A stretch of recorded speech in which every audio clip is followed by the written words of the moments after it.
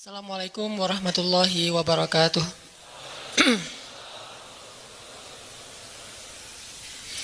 Alhamdulillahirabbil alamin. Alhamdulillahilladzi hadana li hadza wa ma kunna linahtadiya laula an hadanallah. Asyhadu an la ilaha illallah wahdahu la syarikalah wa asyhadu anna Muhammadan abduhu wa rasuluhu la nabiyya ba'dah.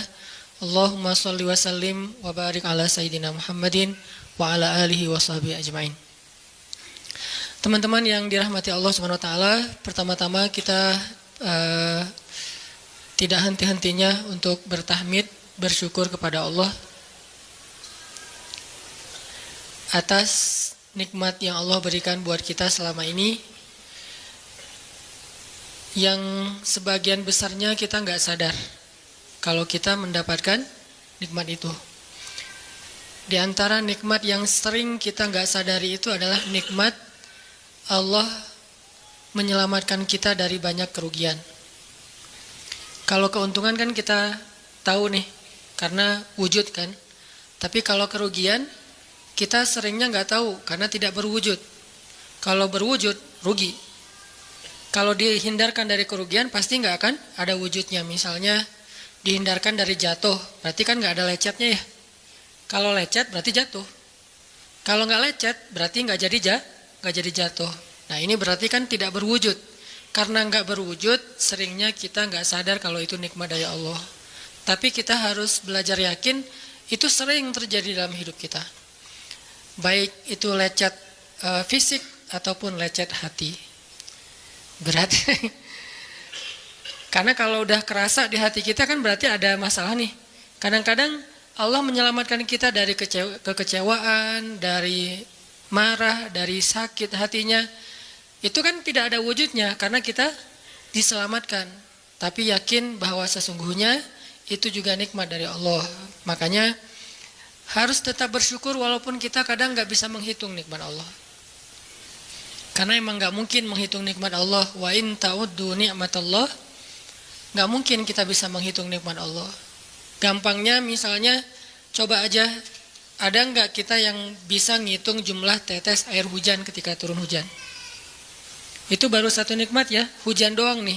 Bisa nggak ngitung berapa tetes air hujan yang jatuh ketika kita lagi musim hujan? Atau sekali hujan aja nih, setengah jam, berapa tetes? Nggak ada yang bisa ngitung. Itu aja nggak sanggup, apalagi nikmat-nikmat yang lebih besar. Nah, jadi tetap walaupun kita nggak sadar nikmat Allah apa, tapi kita pakainya bukan cuma dengan logika. Hidup saya kayaknya gini-gini aja, logikanya nih. Tapi kalau kita beriman, sebetulnya nggak gini-gini aja. Hidup kita tuh harusnya lebih parah dari ini nih. Hidup kita tuh harusnya banyak masalah. Cuman sebagian besar masalah udah Allah hindarkan. Udah Allah selamatkan kita dari masalah-masalah itu. Cuman dikasih sebagian kecil sebagai pengingat buat kita. Kadang-kadang kalau nggak dikasih masalah sama sekali, kita suka jauh dari Allah. Kan Allah kangen. Di antara hadis kangennya Allah kepada kita tuh, Allah kalau kangen kepada hambanya, dikasih ujian. Hamba yang kayak gimana? Hamba yang kalau nggak dikasih ujian, nggak deket sama Allah. Sehingga kalau Allah kangen sama kita, yang nggak deket sama Allah nih, suka lupa sama Allah, Allah kasih kita ujian. Tapi ujian yang dikasih juga, ujian yang insya Allah masih ketahan sama kita. Karena Allah nggak mau ngasih kita ujian yang mencelakai kita.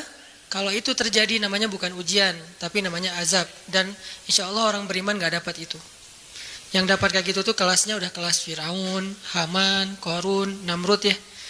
Abu Jahal, Abu Lahab itu kayak gitu tuh. Tapi kalau kelas orang muslim yang udah beriman cuman nggak soleh-soleh amat, insya Allah yang dikasih bukan azab, yang dikasih adalah ujian. Kenapa? Allah kangen dengerin curhat kita di sepertiga malam. Allah kangen ngeliatin kita menangis dan manja kepada Allah. Allah kangen kita bangun tengah malam atau sepertiga malam berdoa kepada Allah. Allah kangen kita berdiri dan sujud dengan waktu yang lama.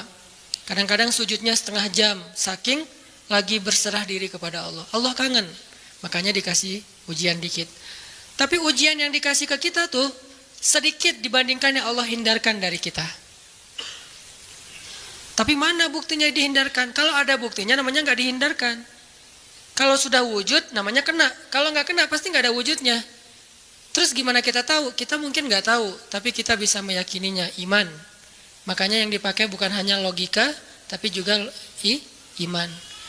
Karena Allah Subhanahu wa taala menyelamatkan kita siang dan malam. Kulla yaumin huwa fi sya'n. Itu ayatnya.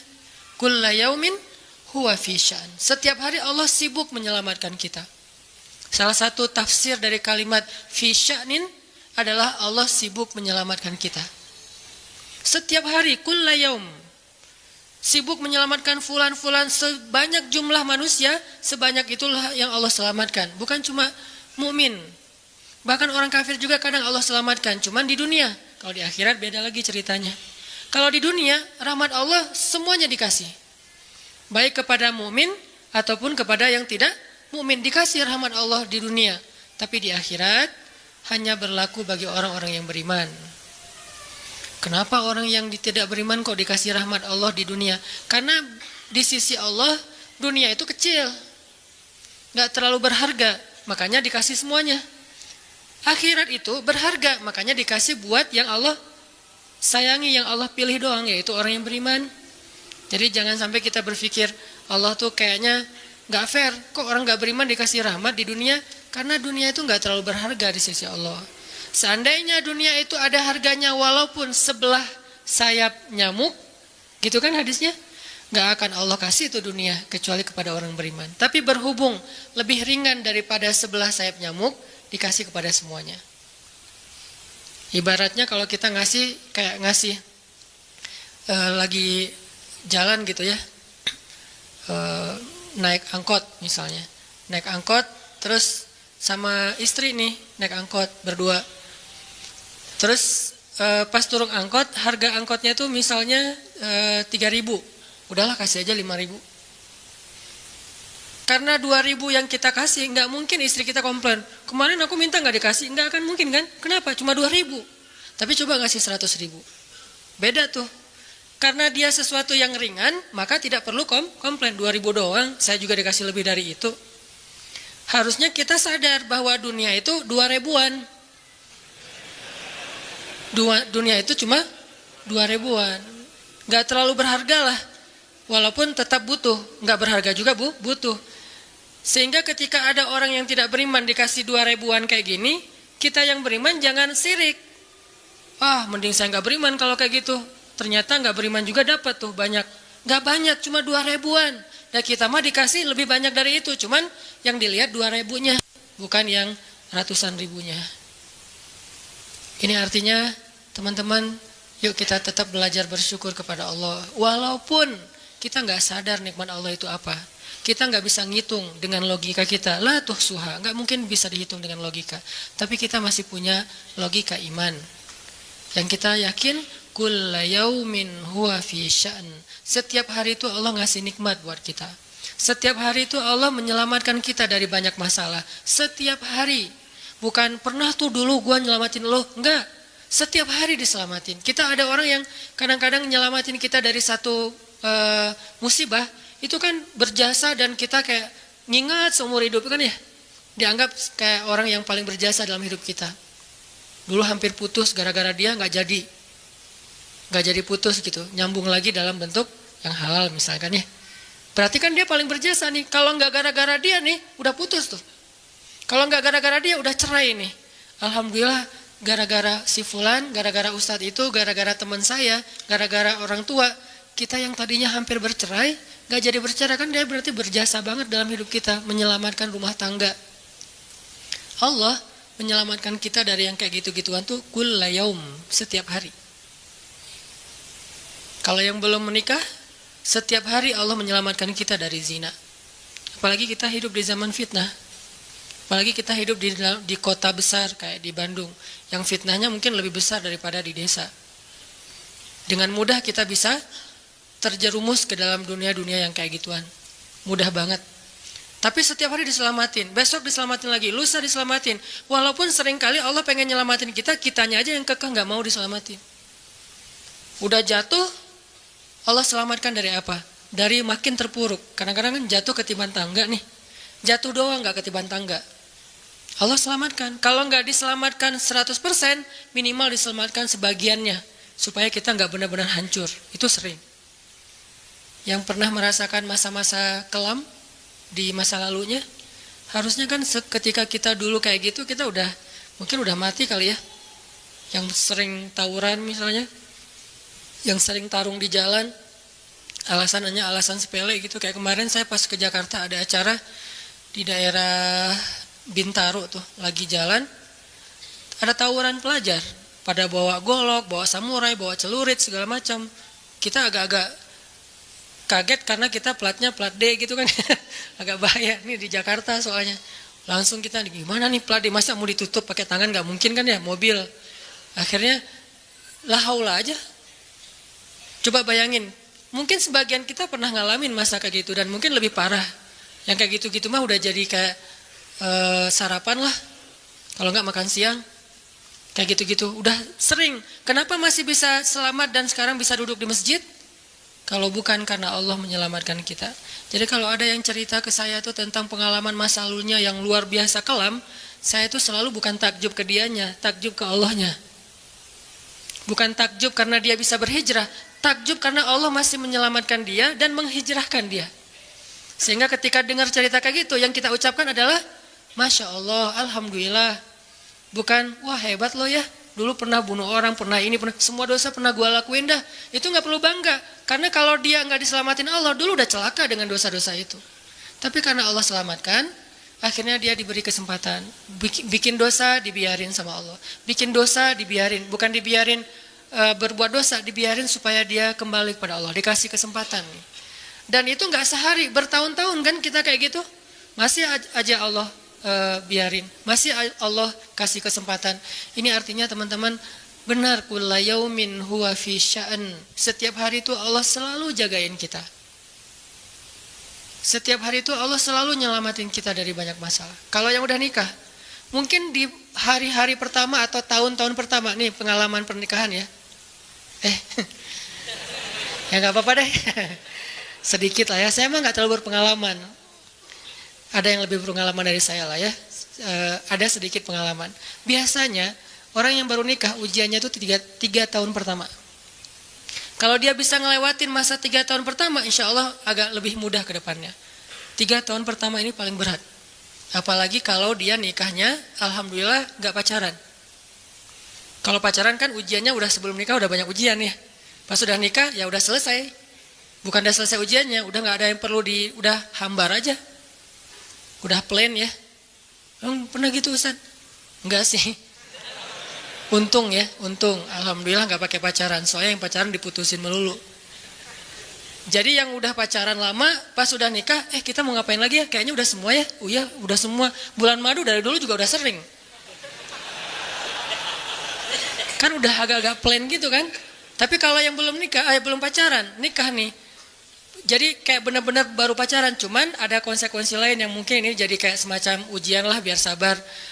Masa-masa adaptasi, masa-masa saling mulai mengerti, oh ternyata kamu tuh kayak gini dan segala macam. Apalagi kalau baru nikah langsung LDRan, kan berat banget tuh. Nikah LDRan, pacaran LDRan aja berat. Benar gak sih? Nggak ngaku Pacaran LDRan aja berat, apalagi nikah LDRan. Kenapa? Pacaran itu kan masih banyak pantangan. Nikah kan udah masih banyak ibadahnya. Tapi nggak boleh ibadah, coba gimana? Nggak sengsara tuh, merana kan? Harusnya boleh, tapi nggak boleh. Yang tadinya nggak boleh aja sengsara, apalagi udah boleh. Nah ini artinya setiap hari dalam tahun-tahun pertama pernikahan kita bisa aja mengatakan, udah deh, saya talak kamu. Apalagi laki-laki. Kalau nggak sabar dikit keluar kata-kata talak. Kalau udah keluar nggak bisa ditarik lagi tuh. Karena kalimat itu walaupun guyon tetap kena kan. Guyon aja kena, apalagi serius. Enggak usah, saya waktu itu lagi dikuasai amarah. Emang ada yang cerai dalam keadaan nyaman? Kita talak yuk, gitu. Nggak ada kan? Yang namanya cerai pasti marah tuh. Jadi nggak ada istilah gara-gara marah terus talaknya nggak berlaku, nggak. Maksud marah yang nggak berlaku talak itu kalau sampai hilang akal. Tapi rata-rata kita masih berakal sih walaupun marah juga. Karena ada orang yang marah tuh kemudian dia jadi kayak orang yang gila gitu gara-gara marahnya itu hilang akal. Tapi kalau masih berakal, masih mukallaf, masih bisa berpikir, ya namanya cerai nggak ada yang nggak marah. Yang namanya cerai pasti marah. Say, apa? Aku talak kamu. Nggak ada. Udah talak manggilnya say. Udah gitu pakai emoticon yang love gitu. Tapi talak kan agak-agak klise ya. Nggak ada. Pasti emoticonnya tuh berderai-derai atau hatinya terbelah kan gitu kan ya. Lagi rame soalnya tuh yang kayak gitu-gitu. Cie. Ini artinya bahwa yang namanya talak nggak ada nyamannya. Pasti lagi marah. Dan tetap berlaku teman-teman. Kalau nggak Allah membimbing lisan kita, mungkin hari kedua udah talak tuh. Kalau Allah nggak membimbing hati kita, mungkin bulan pertama udah talak. Berarti kulla yaumin huwa fi sya'an. Sebetulnya kalau dengan logika iman, harusnya kita yakin setiap hari itu Allah pasti nyelamatin kita setiap hari. Cuman karena udah diselamatin jadi nggak ketahuan. Kalau nggak diselamatin ketahuan. Tadi mau jatuh di jalan nih, naik motor nih, mau keserempet harusnya jatuh, tapi nggak jadi keserempet, atau keserempet dikit nggak jatuh, kan kita suka lupa kalau kayak gitu kan ya. Kalau udah jatuh baru ingat, kan saya tadi udah baca Bismillah, kenapa masih jatuh, gitu kan? Tapi kalau nggak jatuh, kita lupa bahwa ternyata perjalanan kita itu dilindungi oleh Allah sehingga kalau udah sampai bilang Alhamdulillah. Jadi banyak yang kita nggak bisa ngitung karena memang tidak terjadi. Kenapa nggak terjadi? Allah yang menyelamatkan kita. Kulla yaumin huwa fi sya'an. Sehingga tetap walaupun mungkin kita nggak ngerasain, bilang aja Alhamdulillah, Alhamdulillah setiap hari aja gitu. Karena nggak ada ruginya juga kita ngomongin Alhamdulillah. Satu-satunya kata atau nama yang nggak rugi disebut cuma nama Allah. Dan satu-satunya nama yang rugi kalau disebut nama mantan. Itu nggak enak banget nyebutnya. Kadang-kadang lagi ngobrol sama temen atau lagi kenalan di dalam kampus nih ya, atau kelas anak baru ceritanya. Kan kenalan nih, dipanggil nama sama guru satu-satu. Pas ada satu nama misalnya namanya siapa gitu kan ya. Kita sendiri yang pas nama itu disebut langsung meriang. Lah kamu kenapa? Itu nama mantan saya bu. Kan suka gitu ya. Sampai ada nama jalan bisa buat dia kegeeran sendiri. Saya pernah di Masjidil Haram ada salah satu nama gate, nama gate tuh bukan gate Masjidil Haram ya. Kalau gate Masjidil Haram semuanya nama cowok kan, nggak mungkin saya punya mantan cowok kan. Salah satu gate di hotel lah itu namanya tuh nama, pokoknya nggak usah disebut, ketahuan ntar di stalking lagi ya. Ada salah satu gate di hotel besar kayak Zam-Zam Tower gitu, gate-nya tuh namanya nama seseorang. Pas ngeliat tuh gitu doang. Coba bayangin, nama aja bisa bikin kita calangap. Nama, coba. Jadi satu-satunya nama yang kalau disebut itu bikin kita nggak nyaman, itu nama muatan.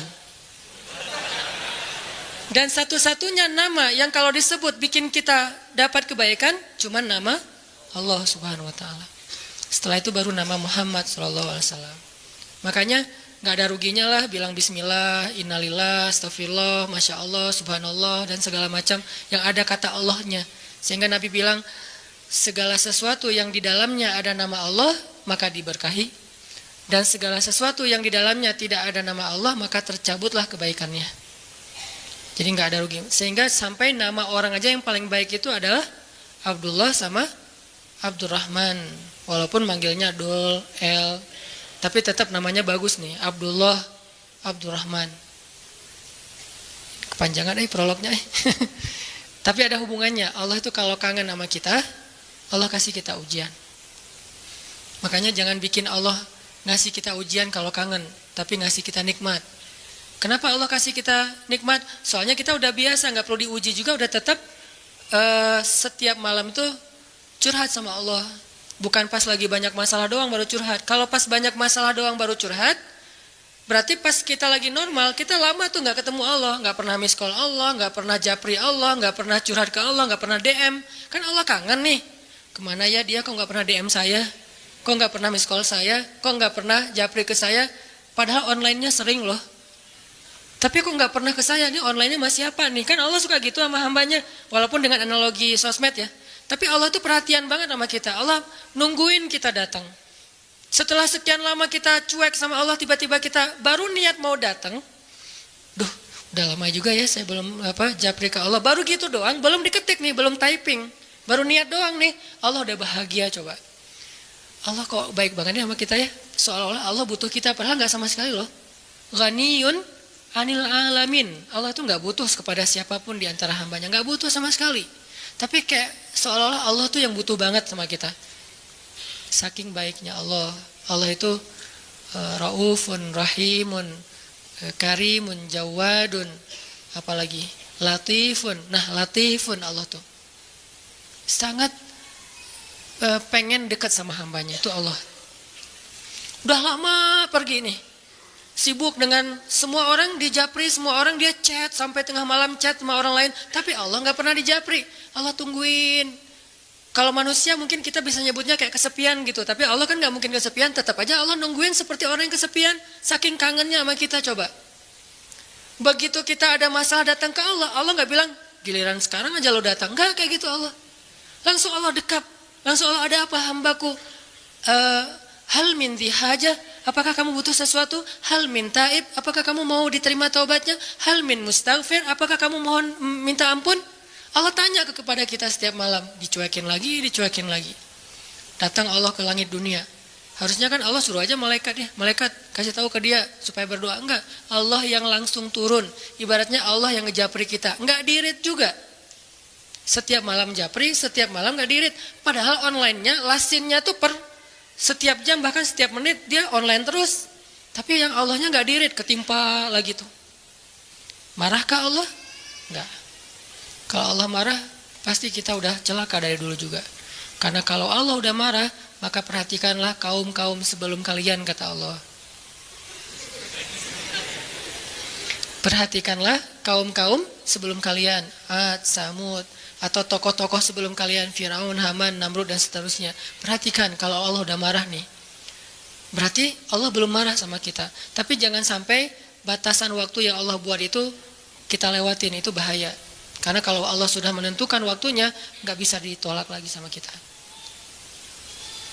Jadi Allah kangen kepada makhluknya. Jadi sifat kangen itu salah satu di antara sifat Allah. Allah rindu kepada hambanya. Namanya siapa? Allah rindu kepada hambanya. Sehingga kalau Allah aja kangen sama kita kangen gak sih sama Allah? Ini nih pertanyaannya nih. Karena kalau kita gak kangen sama Allah, gak fair. Kenapa gak fair? Allah kan gak pernah dapat kebaikan apa-apa dari kita. Kok kangen sama kita? Berarti Allah kangennya tulus. Kalau kangen kita kan ikhlas ya. Ikhlas dengan tulus agak beda dikit nih. Kalau tulus gak berharap apa-apa. Kalau ikhlas berharap. Kalau ikhlas itu berharap. C. Sampai anak kecil juga ya, subhanallah ya.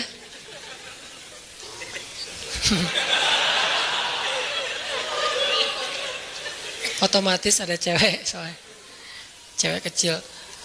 Allah aja tuh gak menginginkan apa-apa dari kita, kangen. Berarti kan gak ngarapin apa-apa, bisa kangen. Baik banget kan?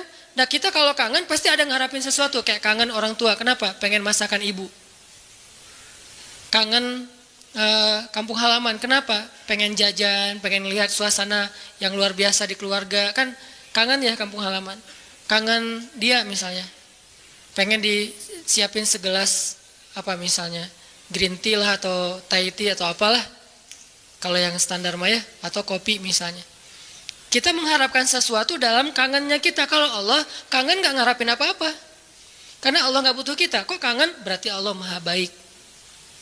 Kangen mengharapkan sesuatu aja baik. Apalagi kangen tanpa mengharapkan apa-apa. Dan yang lebih luar biasanya lagi, Allah bukan cuma gak mengharapkan apa-apa. Kangen pengen ngasih sesuatu kepada kita. Kangen pengen ngasih sesuatu untuk kita. Itu kangennya Allah. Mirip dengan kangennya ibu. Walaupun gak sama, pasti Allah lebih. Kangennya ibu tuh pengen masakin buat kita loh. Kangennya kita ke ibu, pengen masakan ibu. Beda kan? Jadi jangan merasa lebih baik daripada ibu kita ya. Karena realitasnya, jujurnya mah, kita kalau kangen ibu karena pengen dimasakin. Ibu kalau kangen kita karena pengen masakin. Jarang ada ibu kangen karena pengen masakan dari kita. Kan kita gak bisa masak, kecuali chef lah ya. Chef juga tetap makannya makanan ibu. Walaupun mungkin dia jago dalam masak, tapi ada sentuhan mukjizat dari seorang ibu yang memang nggak bisa dipakai bumbu. Itu lebih ke perasaan, ketulusan cinta. Beda pasti itu. Ibu saya tuh kalau masak, mungkin banyak ibu-ibu lain atau siapapun perempuan yang masaknya tuh enak. Tapi tetap aja kalau yang dimasak oleh ibu tuh beda. Nggak tahu gimana, nggak bisa dijelasin aja pokoknya, beda. Gitu juga yang dimasakin oleh istri.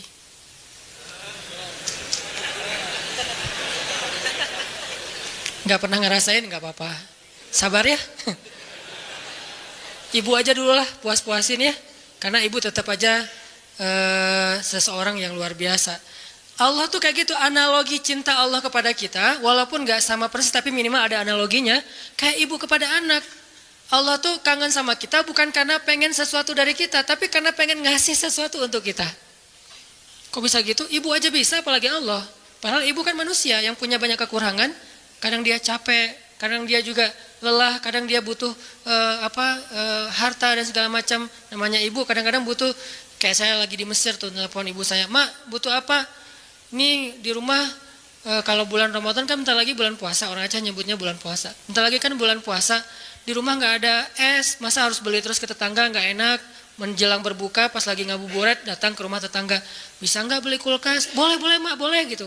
Nggak pernah saya ngerasa mak nggak kangen sama saya, kangennya kulkas, nggak kan? Walaupun ibu kita manusia, tetap aja kangennya lebih tulus daripada kangen kita. Kenapa ibu pengen beli kulkas? Bukan buat dirinya, buat adik-adik. Karena adik-adik itu kalau buka puasa pasti wajib mereka mah minumnya yang dingin misalnya. Nah ibu nggak suka minum dingin. Ibu sama ayah nggak suka minum dingin. Ayah saya pasti buka puasanya kalau nggak rokok ya kopi. Sebelum buka puasa tuh satu bungkus tuh udah di depan, rokok sama kopi. Udah itu aja tuh, nggak ada ribet-ribetnya. Mungkin nggak bisa ninggalin ya, karena dari udah sekian lama. Katanya sih rokok sebelum sekolah dulu teh. Jadi belum sekolah ngerokok dulu baru sekolah. Orang dulu lah ya. Sampai saya dulu pernah waktu kecil tuh diajarin ngerokok sama ayah saya. Untungnya saya sesak nafas, akhirnya nggak bisa nerusin. Warisan dari ayah saya. Kan dulu mah suka nonton Dunia Dalam Berita gitu kan, masih TV hitam putih, dunia. Ketahuan usianya Dunia Dalam Berita, pasti banyak yang nggak tahu Dunia Dalam Berita itu apa. Anak zaman now lah. Dulu tuh ayah saya ngerokok sambil nonton Dunia Dalam Berita. Terus tahun sekali G30 SPKI kan, nonton. Saya di sebelahnya. Ya, coba dong. Wes. Jadi kita kompak tuh berdua tuh. Wes. Satu batang berdua, sisanya satu bungkus sendiri dia. Jadi bukan karena pengen minum air dingin ayah dan ibu saya beli kulkas, justru buat adik-adik. Berarti tetap aja tulus. Terus, mak butuh apa? Nih adik-adik belum sekolah, mak butuh apa? Nggak pernah minta untuk dirinya sendiri. Mama nih mau lebaran nggak ada baju baru, nggak pernah. Pasti untuk adik-adik. Kenapa nggak untuk saya? Mungkin dianggap saya udah mampu sendiri, udah mandiri, jadi udah nggak perlu dikasih-kasih. Artinya dalam cerita ibu kita bisa melihat kebesaran Allah. Kalau ibu aja yang penuh dengan kekurangan bisa setulus itu, apalagi Allah. Ibu bisa kangen kepada kita karena pengen masakin buat kita. Allah kangen kepada hambanya karena pengen ngasih nikmat untuk hambanya. Allah kangen kepada pendosa karena pengen ngampunin dosa-dosa dia. Kenapa nggak diampunin aja? Karena dia nggak datang. Kenapa nggak dimasakin aja? Ngapain dimasakin, orangnya nggak ada, kan gitu kan? Katanya ibu kangen, tapi kok nggak masak masakan kesukaanku? Lah kamu masih di Bandung, ibunya di Jawa, ya gimana yang masakin? Siapa yang makan basi? Nah ibu nggak makan spesial itu, sehari-hari paling makan nasi putih, garam sama telur ceplok. Kalau nggak juga cuma cabai. Saya waktu kecil makanan favorit saya itu nasi putih, garam, cabai. Itu aja dimakan, enak banget tuh. Sesekali makan telur di dada, diceplok, itu juga tunggu dari kandang ayam. Karena kita nggak beli telur, tapi ibu tuh nernak ayam di belakang. Setiap pagi saya periksa, pinggir loh, ngeliat telur loh gitu. Si ayam-ayamnya dipinggirin. Oh nggak ada, kurang produktif. Oh, iya. Hari berikutnya dicek, 3 hari sekali ada telurnya. Kan telur kalau baru dari kandang itu kan hangat banget tuh.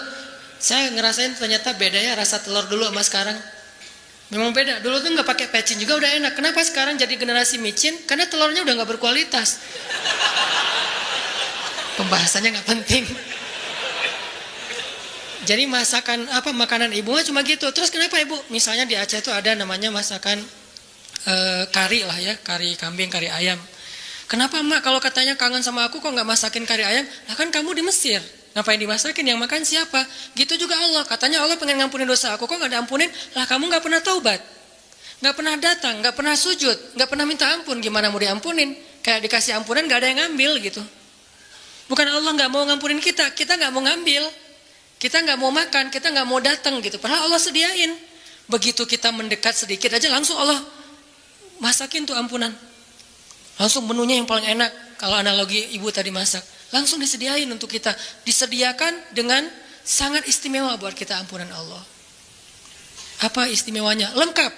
Lengkap gimana? Dosanya, semua dosa diampuni. Semua dosa tuh ada tuh. Dosa A, B, C, ampuni semuanya. Taubat diterima dengan seolah-olah kita tuh udah orang paling suci. Kan orang yang paling suci itu orang yang baru bertobat kan? Orang yang paling suci itu orang yang bukan banyak amal soleh. Itu orang yang paling banyak pahalanya. Tapi orang yang paling suci justru yang pertama bertobat itu paling suci. Setelah itu mungkin udah mulai agak mix lagi nih. Udah ada dosa, ada pahala. Tapi baru-baru taubat itu saat yang paling suci setelah kita dilahirkan oleh ibu kita. Kita udah jauh dosanya, udah kayaknya kalau di dosa itu jadi titik-titik di hati kita, bukan hati kita doang yang hitam, seluruh tubuh kita udah hitam. Karena udah nggak ada tempat lagi di hati, saking banyaknya dosa. Kalau seandainya dosa itu satu titik pulpen, terus setiap kita buat dosa tuh jadi tinta sekecil ujung pulpen itu di hati kita, kayaknya bukan hati kita doang yang udah hitam, seluruh tubuh kita juga udah hitam. Bukan cuma tubuh kita, sampai area di sekeliling kita tuh udah hitam saking banyaknya dosa. Soalnya di hati udah nggak ada tempat kosong untuk nitik-nitik kayak gitu. Akhirnya taruh di tangan, jadi tato semuanya, terus di lantai. Saking banyaknya dosa kita. Begitu kita datang kepada Allah, belum beramal soleh, baru mau datang. Astagfirullahaladzim, langsung Allah sediakan menu istighfar, taubat dengan menu yang sangat istimewa. Jadi Allah tuh kangen kepada pendosa karena pengen ngampunin dosanya. Kangen kepada orang yang banyak masalah karena pengen ngasih solusi dalam masalahnya. Kangen kepada orang yang udah berbuat amal soleh karena pengen mengangkat derajatnya. Jadi kangennya Allah itu untuk kita, kangennya kita untuk diri sendiri. Walaupun boleh-boleh aja kangen untuk diri sendiri, sama kayak kita boleh kangen sama ibu. Ibu kita nggak akan balikin, kamu mah cuma kangen masakan mama, nggak kangen sama mama, nggak ngomong gitu kan ibu kita mah. Ya udah pulang atuh nak. Gitu. Ya udah cepat pulang biar mama masakin. Mau masakin apa nih? Saya sering kalau dulu kan di pesantren pulangnya seminggu sekali karena pesantrennya dekat rumah sih, satu kota gitu. Setiap hari Sabtu pulang, hari Minggu sore udah balik ke pesantren. Itu setiap hari Sabtu ibu tuh pasti masakannya spesial tuh. Bang, pulang jam berapa? Jam 4 sore mah. Ya udah nanti mama masakin jam 3 biar hangat pas abang datang. Kadang-kadang macet atau naik angkotnya penuh karena sore itu angkot selalu penuh. Datangnya jam 7, diangetin lagi sama mama. Kenapa tadi nggak jam 4 udah mama masakin? Disiapin sama ibu. Nggak pernah ibu bilang, kamu mau pulang cuma untuk masakan, bukan untuk ibu. Nggak pernah ngomong kayak gitu. Gitu juga Allah nggak pernah ngomong kamu mau datang karena udah banyak dosa, bukan untuk saya kan? Nggak gitu. Memang kita datang kepada Allah pengen diampuni dosa. Memang kita datang kepada Allah karena butuh. Dan butuhnya kita kepada Allah bentuk dari yakinnya kita. Gak boleh kita bilang saya gak butuh Allah, saya mah memang datang karena cinta. Gak gitu, itu mah terlalu naif menurut saya. Saya gak butuh surga, saya gak takut neraka. Naif banget sih, gak takut neraka, gak butuh surga. Seolah-olah harta yang berharga di sisi Allah itu gak butuh gitu. Sombong banget kita kalau bilang gak butuh surga. Sombong banget kita kalau bilang gak takut neraka. Malaikat Jibril aja takut neraka. Pernah malaikat Jibril nangis luar biasa, kayak orang habis diputusin nangisnya teh. Nangis banget tuh, didatengin sama Nabi Muhammad, Jibril, kunaon gitu. Kenapa gitu, Jibril kok nangisnya kayak gitu-gitu amat? Ini ya Rasul, saya teringat tentang neraka. Dan setiap kali teringat tentang neraka, sejak Allah ciptakan neraka itu, saya nggak bisa berhenti nangis, coba. Malaikat aja yang lebih keren dari kita, dzu quwwatin. Ya, malaikat itu kan paling kuat tuh, Jibril.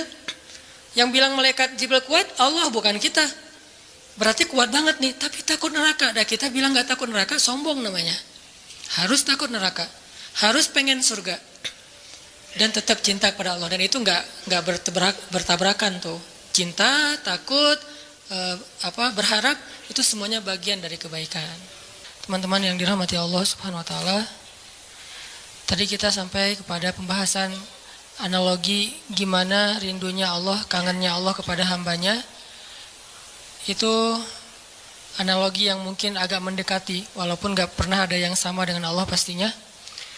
Adalah kangennya ibu kepada anaknya. Jadi kalau kangennya ibu kepada kita itu pengen masakin. Kalau kangen kita kepada ibu pengen dimasakin. Itu bedanya tuh. Jadi jangan berpikir ketika Allah kangen sama kita, Allah butuh kita, enggak. Justru Allah kangen sama kita karena pengen ngasih ke kita kebaikan-kebaikan. Allah kangen kepada pendosa bukan kangen karena dia orang soleh, enggak. Karena Allah sayang sama dia. Bukan karena, kok pendosa dikangenin? Bukan, itu mah kita yang hitung-hitungan. Makanya jangan menganalogikan Allah kayak kita. Seperti kita bilang, kan suka ada yang ngomong gini, ke Allah mah gak usah banyak minta, gak enak, mending beribadah aja. Emangnya Allah tuh akan berat kalau kita minta? Kan enggak. Justru meminta kepada Allah itu ibadah. Jadi makin banyak berdoa itu makin banyak pahala. Karena berdoa dalam agama kita itu bagian dari ibadah. Cuman namanya bukan ibadah muqayyad. Ibadah muqayyad itu kayak sholat 5 waktu, udah jelas waktunya, jelas cara-caranya. Ibadah mutlak, arti mutlak itu lebih bebas. Kapan aja, yang dibaca bisa apa aja, bahkan kadang-kadang agak-agak capruk dikit dalam berdoa mah gak masalah ya. Kenapa dia capruk? Karena gak hafal bahasa Arabnya. Akhirnya yang didoain sebisanya dia aja, gak apa-apa semampunya. Jadi berdoa kepada Allah itu ibadah dan Allah senang banget dimintai. Sampai Allah tuh ngerasa malu kalau ada yang meminta, terus kita Allah nggak mengabulkan, Allah malu tuh. Allah punya malu, justru Allah maha pemalu. Banyak hadis-hadis Allah pemalu kan?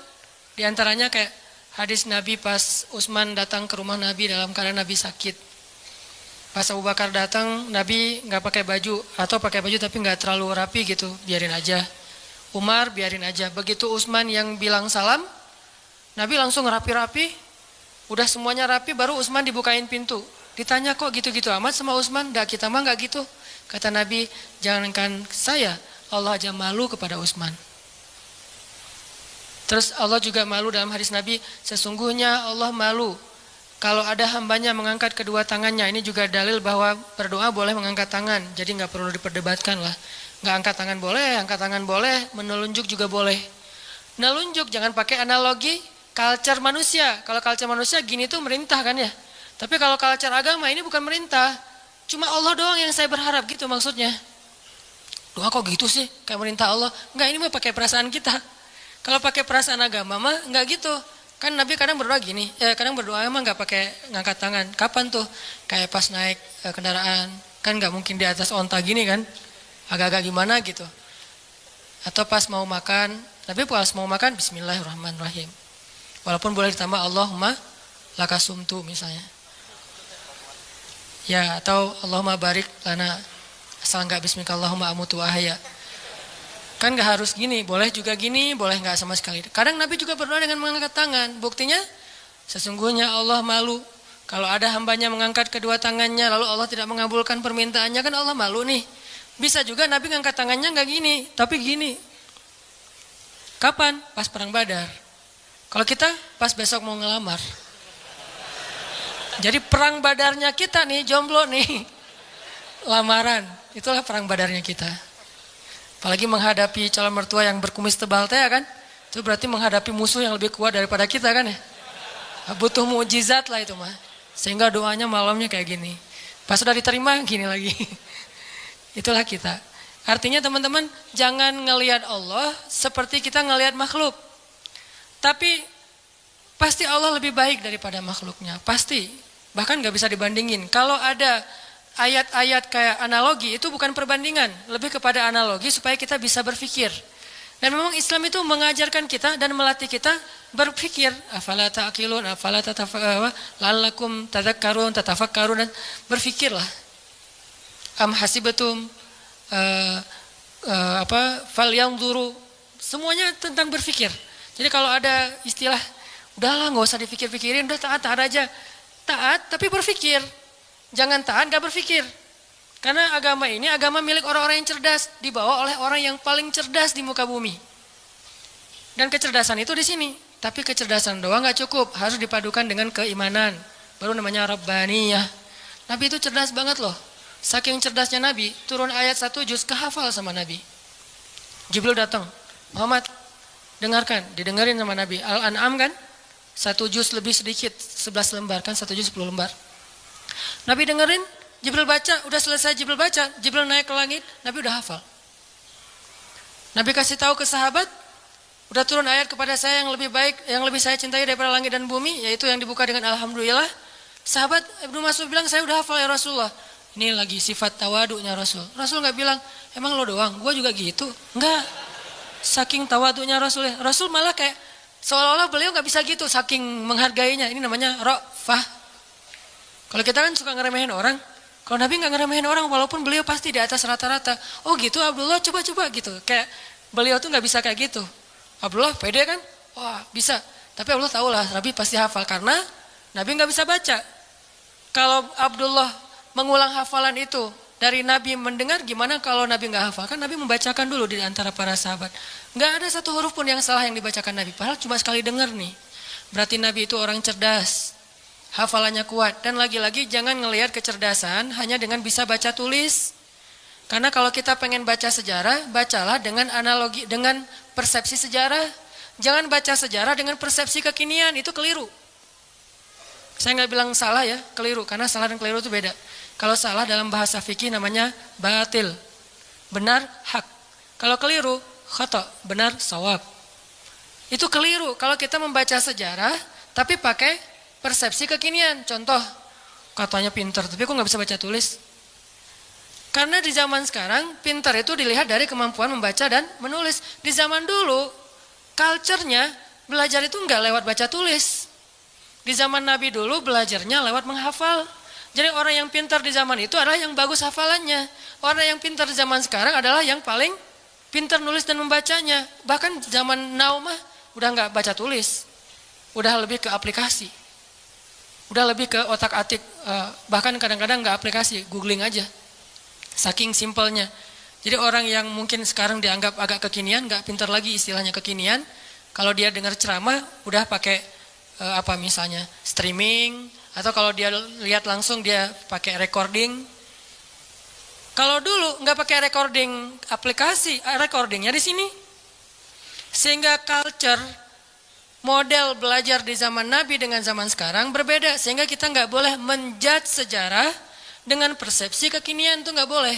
Sama kayak kita menjudge Nabi menikah dengan anak di bawah umur dengan persepsi kekinian. Memang 12 tahun itu atau 11 tahun di zaman sekarang itu di bawah umur. Tapi di zaman itu coba kita baca sejarahnya lebih lengkap deh. Aisyah sebelum dilamar sama Nabi itu udah khitbahan loh. Udah jadian.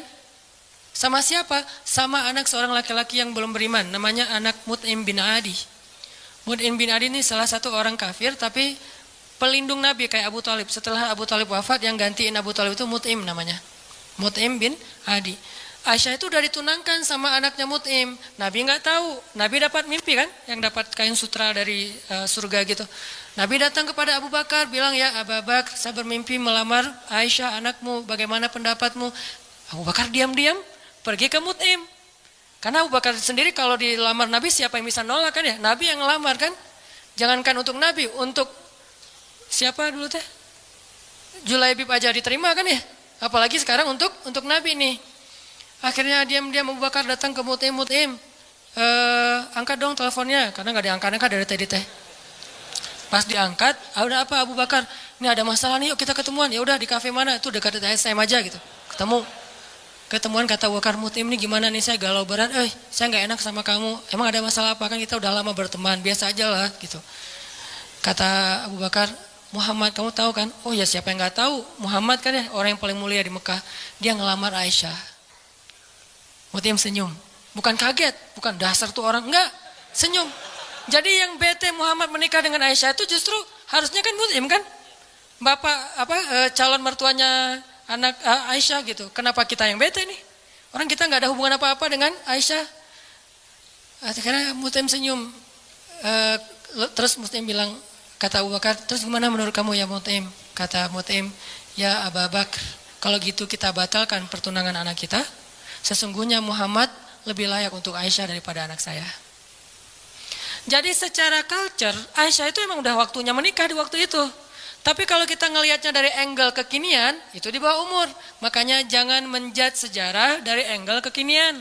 Itu nggak fair. Banyak lagi adegan-adegan sejarah. Ini yang kita belajar di Al-Azhar tuh kayak gini nih, belajar berpikir, belajar berfilosofi. Kalau orang bilang filsafat itu nggak butuh, nggak, tergantung filsafatnya. Karena ada filsafat Islamiyah, ada filsafat Gharbiyah. Kalau Gharbiyah itu Western lah, filsafat sekuler. Tapi kalau Islam juga berfilsafat. Ternyata gitu ya, baca tafsir juga butuh filsafat. Saya kalau baca Al-Quran yang ada tafsirnya atau nggak pakai tafsir, misalnya baca Quran beberapa ayat yang udah ngerti gitu ya. Subhanallah, ketika kita berpikir tentang Al-Quran, kebayang hal yang luar biasa tentang kebesaran Allah. Itu luar biasa loh. Kayak saya pernah bilang ayat Allah tuh zatnya, kalau kita ke teman bilangnya orangnya gitu ya. Allah itu zatnya, nggak enakan. Apa bukti Allah nggak enakan? Tuh buktinya tuh ayat sebelum tentang pengubahan kiblat, Allah mengatakan Raufun, dirinya tuh Rauf, artinya Rauf itu nggak enakan. Apa wujud nggak enakan Allah? Salah satunya ayat tentang puasa. Itu Allah nggak enakan banget tuh.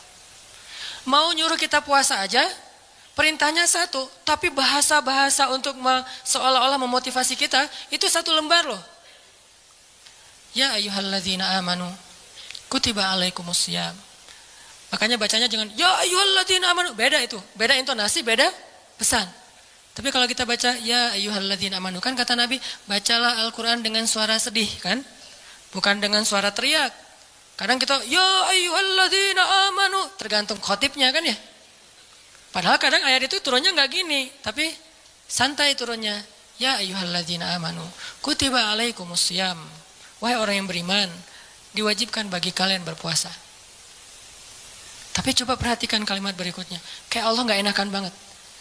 Kama kutiba alal ladzina min qablikum. Seperti telah diwajibkan kepada orang sebelum kalian. Seolah-olah Allah ngomong gini, puasa ya, tapi nggak usah khawatir, bukan kalian doang yang disuruh, yang lain juga disuruh gitu. Kayak kita bilang ke teman kita nih, lagi ada event, kita jadi panitia gitu.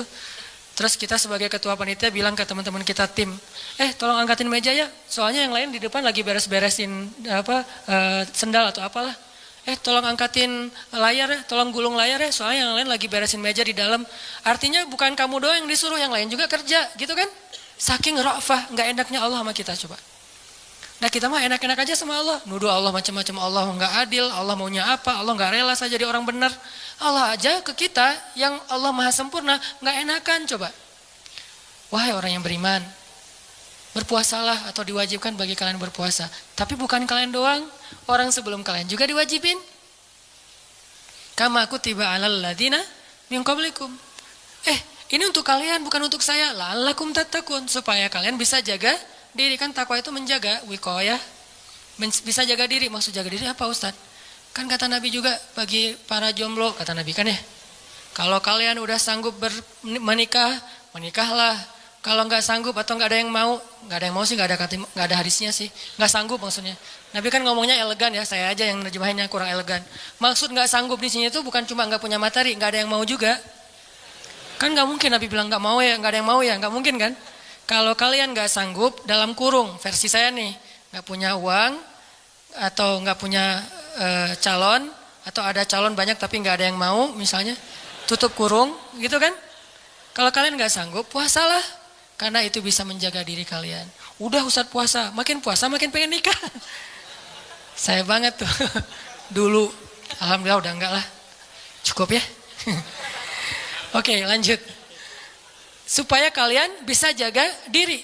La'allakum tattaqun. Karena takwa itu menjaga diri. Bisa menjaga diri dari hawa nafsu, bisa jaga diri dari api neraka. Banyak makna jaga diri di sini. Udah selesai belum? Allah masih ngomong gini, ayyamam ma'dudat, gak usah khawatir, gak lama kok, cuma beberapa hari. Kenapa Allah gak bilang aja 29 hari atau 30 hari? Kenapa bilang beberapa hari? Kenapa Allah gak bilang 1 bulan? Kan puasa 1 bulan kan? Kenapa gak bilang syahran wahidan? Kenapa ayyaman ma'dudat? Karena pengen ngasih angle bahwa ini ringan, cuma beberapa hari doang kok. Lagian puasa kan bukan bulanan, harian. Sanggup gitu puasa bulanan? Sahurnya tanggal 1, buka puasa tanggal 29 gitu. Gak sanggup, makanya Allah bilang ayam, beberapa hari. Ini yang saya belajar di Al-Azhar. Jadi saya merasa bersyukur, bukan ngelebih-lebihin ya. Pasti kampus-kampus yang lain juga keren-keren. Cuma karena saya nggak ngerasain, saya taunya Al-Azhar. Di Al-Azhar itu kita belajar detail banget. Kenapa saya bilang ada S2, S3 cuma satu huruf Al-Quran jadi dapat tesis, disertasi. Karena yang dipelajari itu detail. Ngapain gitu-gitu amat sih, udah tahan aja. Enggak, kalau yang mau tahan aja nggak usah berpikir. Tapi berpikir supaya kita bisa menjadikan agama ini sebagai rahmat, sebagai solusi buat kehidupan kita. Ini bedanya belajar Al-Azhar dengan di beberapa tempat ya. Kalau di beberapa tempat belajar fikih itu lebih kepada produknya, produk fikih, halal, haram, boleh nggak boleh, itu kan produk fikih kan. Kalau di Al-Azhar bukan belajar produk, belajar cara memproduksi. Mesinnya dipelajari. Sehingga ketika ada masalah baru, mesin ini tinggal diulik dikit, produksi yang lagi yang baru. Kayak tadi misalnya bikin apa gitu, ternyata udah berubah zamannya, udah seleranya udah nggak kayak gitu lagi, akhirnya digantilah, bikin lagi yang baru. Tetap mesinnya sama, cuman dia bisa beradaptasi dengan kebutuhan pasar. Itu bedanya di Al-Azhar. Kita belajar mesin fikih. Bagaimana memproduksi fatwa kalau di bidang fikih. Kalau di tafsir, bagaimana mengambil ayat terus jadi kesimpulan berfikir. Jadi berfikir dengan Al-Quran, bukan berfikir dengan menurut saya, enggak. Pola fikir kita tuh dibangun di Al-Azhar. Sehingga pas kita dengerin dosen ngomong, benar-benar tuh calangapan benar tuh. Karena ilmu dosen-dosen di sana tuh luar biasa. Kalau ngomong tuh kayak seolah-olah dia udah kuasai seluruh Al-Quran. Jadi Al-Quran itu diambil tuh sepotong-sepotong dikumpulin jadilah satu menu makanan. Tuh gitu di Al-Azhar teh. Intinya yang saya pengen sampaikan kepada teman-teman, jangan ngelihat Allah kayak ngelihat makhluk. Karena nanti jadi salah paham. Jangan banyak mintalah, nggak enak sama Allah. Justru Allah itu nggak enak kalau nggak diminta. Allah senang banget kalau kita minta. Dan Nabi yang paling banyak meminta ke Allah namanya Ibrahim. Sehingga disebut Inna Ibrahim la'awwahun halim. Apa arti awwah? Bukan awwah ya. Awwah artinya da'a, suka berdoa. Dan di Al-Quran itu Nabi yang paling banyak kalimat doanya kan Ibrahim kan. Dikit-dikit ya Rabbi, ya Ilahi, ya Allah. Selain Musa, awwahun da'a, suka berdoa. Gitu juga tadi dalam kasus surga neraka. Ada orang bilang, saya emang gak takut sama neraka. Setan aja, iblis takut sama neraka. Kita lebih garang daripada iblis? Enggak. Iblis itu udah paling, kalau dibilang bejat, paling bejat mah iblis. Udah gak ada lagi lebih bejat daripada iblis. Udah gua mah lebih bejat dari iblis, gak ada. Iblis itu paling bejat tuh udah. Jadi kalau ada manusia, gimana pun dia bejat masih kalah sama iblis. Yang paling soleh itu adalah Muhammad SAW. Walaupun yang paling suci adalah malaikat. Tapi yang paling soleh, beda suci sama soleh ya. Karena orang soleh bisa aja ada kesalahan. Nih berpikir nih. Orang soleh tetap ada kesalahan. Kalau suci gak ada kesalahan. Dan gak ada manusia yang suci. Yang ada manusia yang soleh. Nabi bukan suci, maksum, terjaga. Kesalahan tetap ada, tapi bukan dosa. Karena Nabi tidak berbuat dosa, karena maksum. Tapi kesalahan, beliau bermasa muka, beliau salah memutuskan tentang perkara tawanan perang dalam perang surat Al-Anfal. Beliau salah misalnya keliru dalam masalah sikap kepada orang-orang yang belajar kepada beliau, terus didatangin orang-orang kafir Quraisy yang belajar suruh mojok dulu, ditegur sama Allah. Ayat teguran ke Nabi itu banyak loh, termasuk beliau karena pengen nyenengin istri-istrinya yang lagi cemburu. Nabi bilang, ya udah deh, saya nggak akan minum madu lagi. Kan baru pulang nih dari rumah salah satu istrinya, ketemu istri yang Aisyah. Aisyah nanya, dari mana aja sih, kok lama banget datangnya? Itu dari rumah Sofia. Ngapain sih di sana terus? Kan dia tuh maksudnya pendek gitu. Udahlah, makan apa sih? Dikasih apa di sana? Emang makanannya enak banget ya? Enggak, cuma minum madu doang.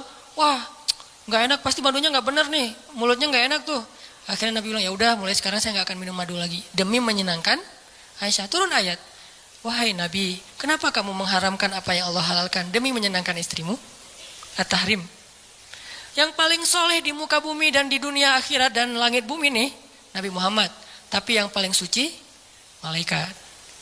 Di sini ketahuan, oh ternyata orang soleh juga bisa ngelakuin kesalahan. Kalau Nabi kekeliruan, kalau kita kesalahan. Tapi dia langsung recovery, balik.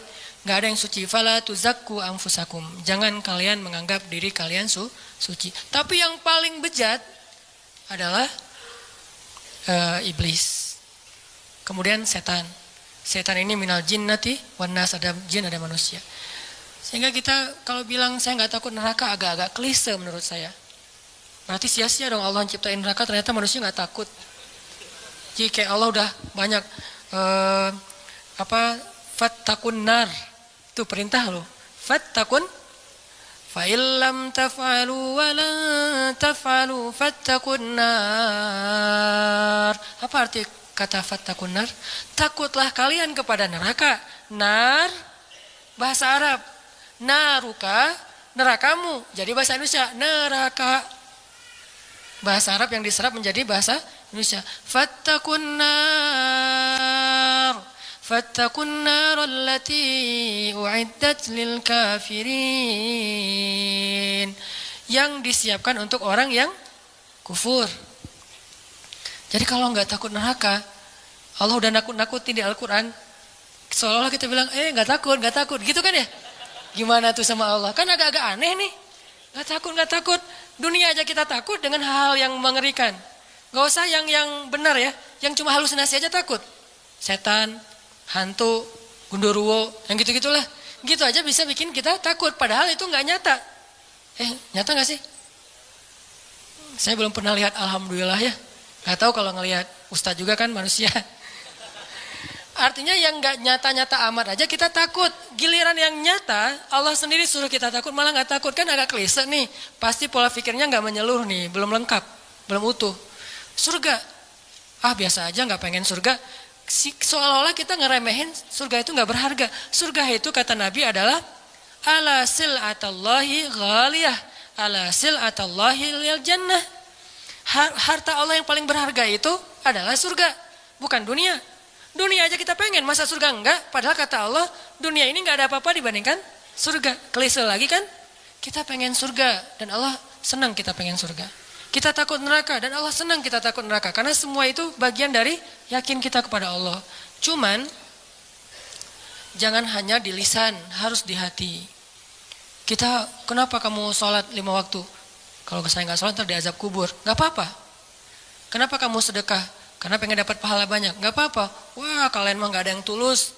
Dan saya mah kalau sholat, sedekah segala macam bukan karena surga neraka. Saya sholat dan segala macam karena cinta sama Allah. Nggak ada tolak belakangnya antara satu dengan yang lain. Cinta bagian dari iman, takut bagian dari iman, berharap bagian dari iman. Kan iman itu ada 60-an cabang, termasuk malu bagian dari iman. Sehingga nggak perlu dibentur-benturin, ambil yang sebagian, buang yang lain, nggak. Terus gimana nih? Orang beriman juga berderajat. Lahum darajatun. Ada yang imannya baru malu doang nih. Ada yang imannya udah malu plus takut. Ada yang imannya udah malu plus takut plus berharap. Ada yang iman malu, takut, berharap, cinta. Terus nambah-nambah. Karena darajatun. Manusia itu berderajat-derajat di antara orang yang beriman. Setelah Allah bilang ulaika humul mu'minuna haqqa, Allah bilang lahum darajatun. Mereka bertingkat-tingkat. Jadi teman-teman, coba kita bayangin bahwa Allah itu memang kangen sama kita. Allah tersenyum kepada hambanya. Dulu ada beberapa orang yang mungkin karena salah paham maksud saya, pernah dalam tanda petik tahzir lah ya. Dulu saya pernah mengalami masa-masa tahzir tapi dicuekin. Katanya Allah senyum. Apa Anda waras? Allah kok senyum? Ada banyak hadis Allah tersenyum. Salah satu hadis Allah tersenyum itu hadis tentang doa safar kan? Ketika Ali bin Abi Thalib naik ke atas kendaraan bilang Allahu Akbar. Duduk di atas kendaraan mengatakan Alhamdulillah. Ketika mau udah jalan baca Subhanalladzi sakhkhara lana hadza. Kemudian di akhirnya Rabbi zalamtu nafsi zulman katsira fa innahu la yaghfirudz dzunuba illa anta faghfirli faman yaghfirudz dzunuba faghfirli maghfiratan min indika warhamni. Lalu setelah baca itu Ali tersenyum. Orang yang bawa onta atau kudanya Ali ngelihat, "Ya Ali, kenapa Anda tersenyum?"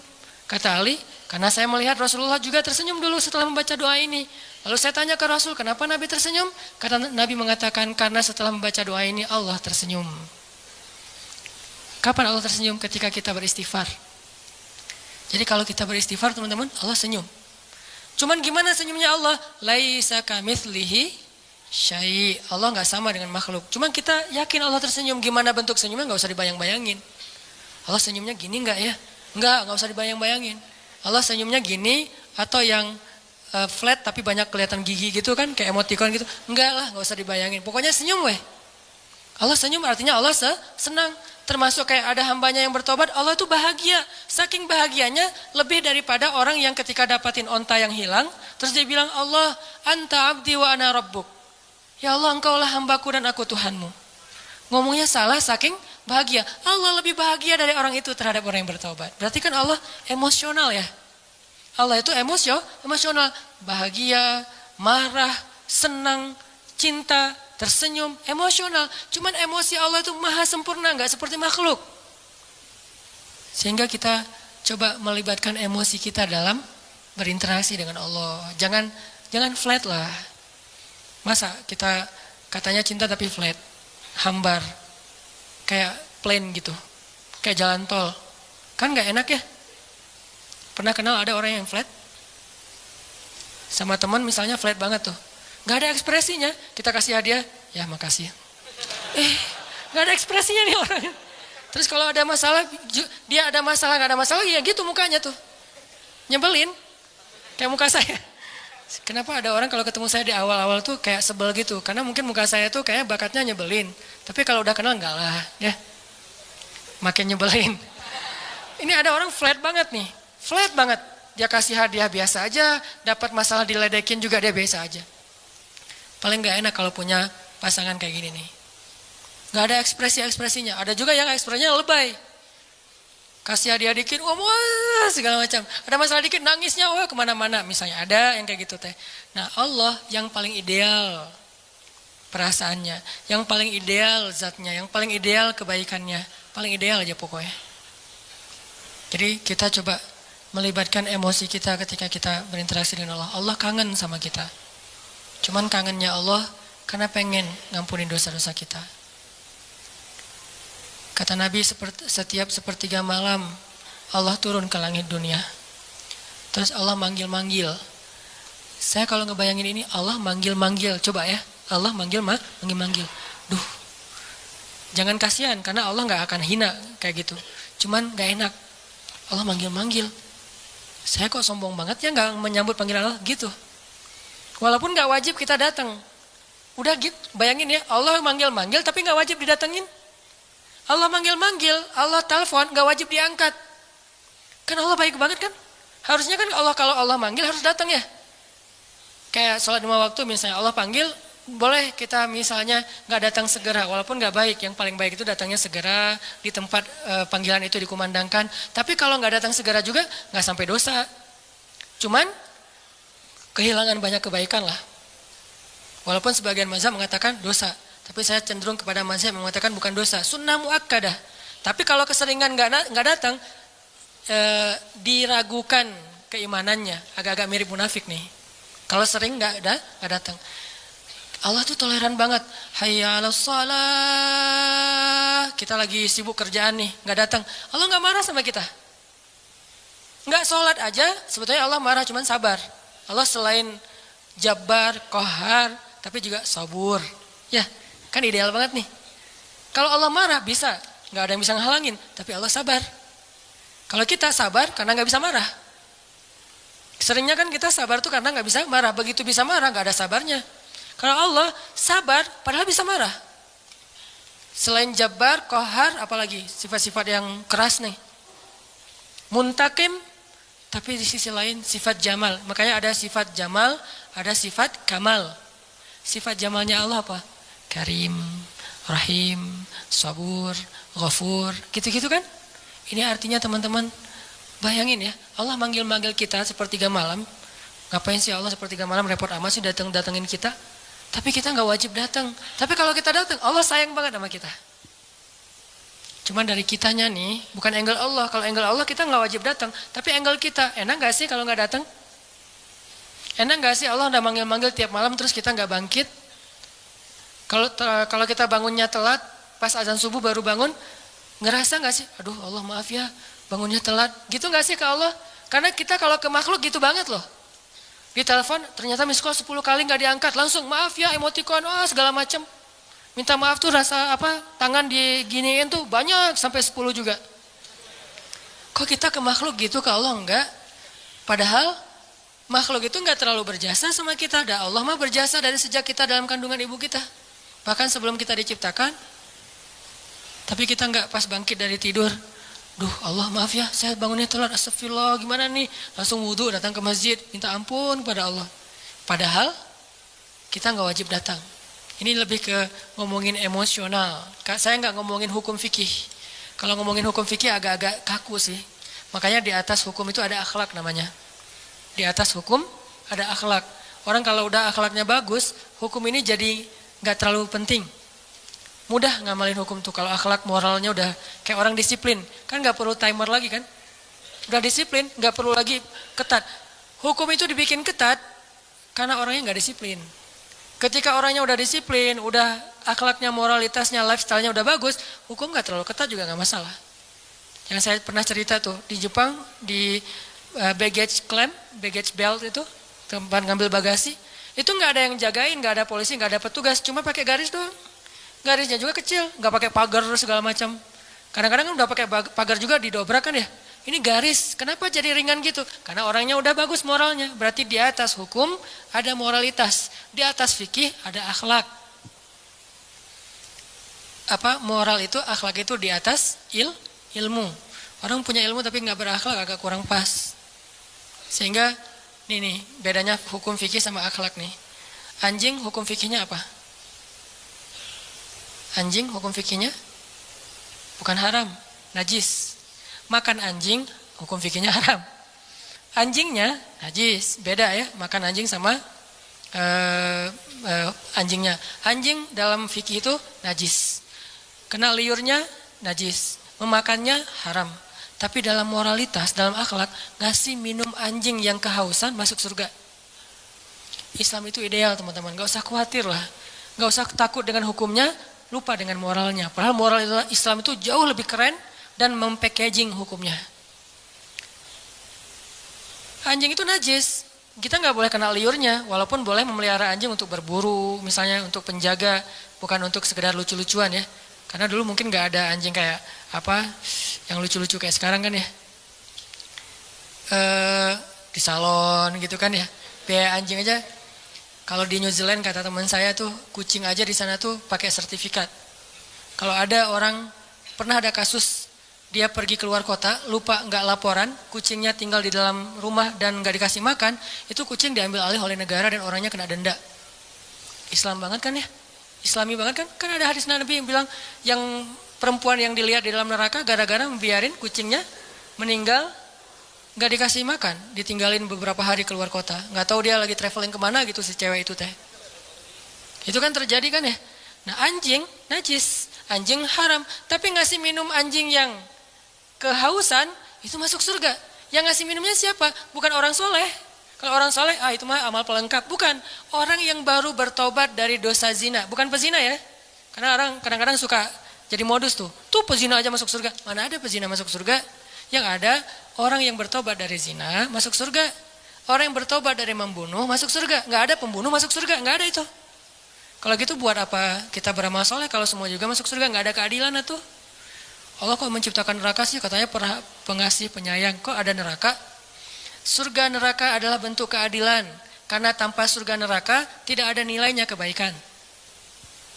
Ngapain kita harus jadi orang baik, toh nggak akan dibalas juga sama Allah? Ngapain kita takut berbuat dosa, kan nggak akan diazab juga sama Allah? Maka kemana larinya para pembunuh? Kemana larinya para begal? Kemana larinya orang-orang yang menzalimi orang lain? Terus di mana hak para korban kalau tidak ada surga neraka? Tapi kalau sudah diadili di dunia dengan cara-cara yang Allah ridhoi, selesai, nggak ada urusan lagi dengan surga neraka. Misalnya pembunuh dikisos, maka dia masuk surga. Karena hukumnya sudah adil. Tapi kalau pembunuh dibiarin, ya ada nanti hukuman akhirat. Itulah keadilan supaya kita meninggalkan dosa dan berbuat baik. Ya, kalau katanya Rahman Rahim tapi ciptain neraka, ini agak-agak belum sempurna nih pola berpikirnya nih. Makanya Islam itu butuh pola pikir. Al-Quran itu melatih cara berpikir kita. Kalau udah terbiasa kayak gini nih, malam ini yang sesi kedua agak-agak saya beratin nih. materi lebih kepada angle berpikir, persepsi, supaya kita sebagai anak muda, saya yakin ini karena jamaah anak muda sanggup.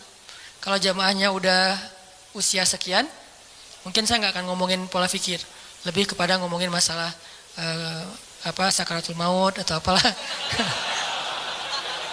Walaupun kan kematian sama aja lah ya, semua orang juga rahasia. Tapi biasanya mah kan gitu kan ya. Kenapa di kampung sering ada tahlilan? Berarti di kampung lebih banyak orang meninggal. Karena di kampung yang tersisa orang-orang tua. Di kota kenapa jarang tahlilan? Karena masih muda-muda. Saya tinggalnya di kampung loh. Satu tinggal di kampung, satu tinggal di kota. Ya gitu aja, gak usah dijelasin. Kenapa saya milih kampung? Memang kita senang suasana di rumah saya kan belakang tuh ada kayak backyard gitu kan. Ada kayak kebun kecil. Terus kita kalau sholat duha, kalau ngomong tahajud kan riya duha aja lah yang semua orang juga bisa. Duha itu di kebun. Karena salah satu hobinya Abdullah bin suaminya Asma bin Abu Bakar siapa? Zubair. Abdullah bin Zubair itu hobinya sholat di bawah langit kalau duha. Akhirnya kita kalau duha sesekali itu sholatnya di kebun. Sengaja milih yang Cihanjuang atas, yang airnya masih mau mandi aja sayang nih air terlalu bening nih dipakai mandi gitu kan ya, layak diminum. Cihanjuang atas sama yang agak di perkotaan. Kalau di perkotaan biar mudah aktivitas. Kalau yang di atas biar tenang. Di atas hampir tiap bulan ada kasus orang meninggal. Kenapa? Di kampung. Saya nggak ngambil kompleks, sengaja ngambil kampung. Kalau di bawah jarang ada yang meninggal. Kenapa? Anak-anak muda. Walaupun tetap rahasia Allah. Nah karena ini anak muda saya ngomonginnya tentang persepsi. Tentang pola pikir. Supaya nggak ada lagi muncul istilah, ini mah urusan pribadi saya sama Allah. Nih persepsi nih. Opini publik kan? Ini mah urusan pribadi saya sama Allah. Ketika kita menasehati teman kita, kita bukan pengen ikut campur urusan dia. Kecuali kalau kita ikut campur masalah keluarganya. Tapi kalau masalah amal soleh, memang Allah yang nyuruh. Wa tawasau bil haq, wa tawasau bis sabr. Tinggal nasihatinnya dengan cara yang baik. Bil hikmah, wal mau'izatil hasanah. Kalau dibantah, wajadilhum billati hi ahsan. Balas dengan cara yang lebih baik, senyumin aja. Salamun. Bukan berarti kita cuek. Kalau kita nggak nasihatin, manusia itu susah sadar. Jangan tunggu ilham dari langit. Karena kalau datang ilham dari langit berat. Lewat musibah, lewat masalah. Mending dinasihatin teman kita. Jadi bukan urusan pribadi saya sama Tuhan saya. Persepsi. Tadi, kenapa belum berhijab? Yang penting menghijabi hati dulu. Daripada kepala dihijabi tapi hatinya dengki. Nggak ada yang menghijabi hati. Menghijabi hati itu nggak bagus. Khatamallahu ala qulubihim. Allah menutup hati mereka. Siapa mereka? Orang yang kufur. Jadi yang harusnya menutup kepala membuka hati. Bukan menutup hati membuka kepala. Kebalik. Persepsi berpikir kan? Makanya kenapa saya bilang Al-Quran itu nyuruh kita berpikir. Jangan disuruh tutup hatinya. Yang ada alam nashrah laka sadrak. Dilapangkan, dibuka dadanya biar dapat hidayah. Tapi kepala ditutup semampunya. Belajar mungkin awalnya cuma diikat doang. Lama-lama diikatnya di sini. Lama-lama diikat dililit-lilit. Lama-lama diginiin. Lama-lama naik makin tinggi gitu kan ya. Terserah itu mah Stella ya. Saya nggak tahu lah fikihnya. Tanya aja sama Ustaz Abdul Somad. Yang jelas bertahap. Yang pasti nih.